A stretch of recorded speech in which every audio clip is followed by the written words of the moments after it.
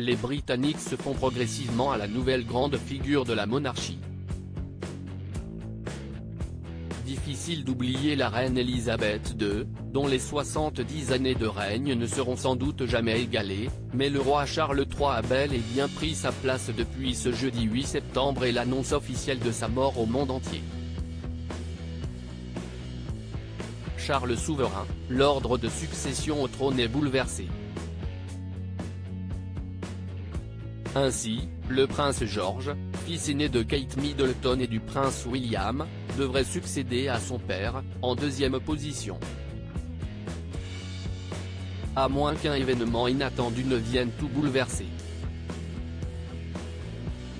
Si est-il un sacré retournement de situation que Nostradamus a en tout cas vu dans l'avenir. Le site The Sun indique que l'auteur Mario Reading, auteur de Nostradamus, Complete Prophecies for the Future, y fait part d'une prédiction étonnante, parce qu'il désapprouve son divorce, un homme sera considéré comme illégitime. Le peuple se débarrassera du roi des îles. Un homme qui ne devait pas être roi prendra sa place. Il se pourrait donc que le prince Harry monte sur le trône.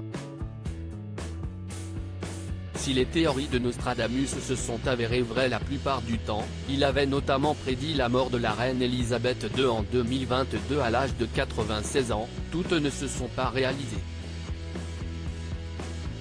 A priori, peu de chances de voir le prince Harry monter sur le trône, lui qui semble détester les règles du protocole et a plus que jamais tenu à s'éloigner du clan Windsor.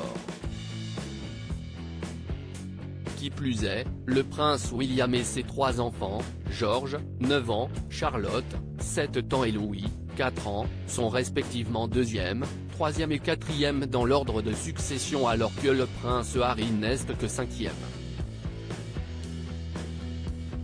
Il faudrait donc que le prince William et ses trois enfants soient tous dans l'incapacité de régner sur le Royaume-Uni pour qu'il y ait un mince espoir de voir Harry prendre la place de son père.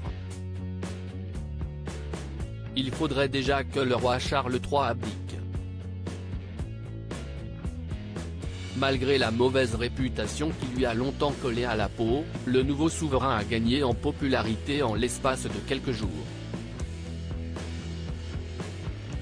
Et il a lui aussi fait la promesse de servir le peuple britannique aussi longtemps que la vie le lui permettra.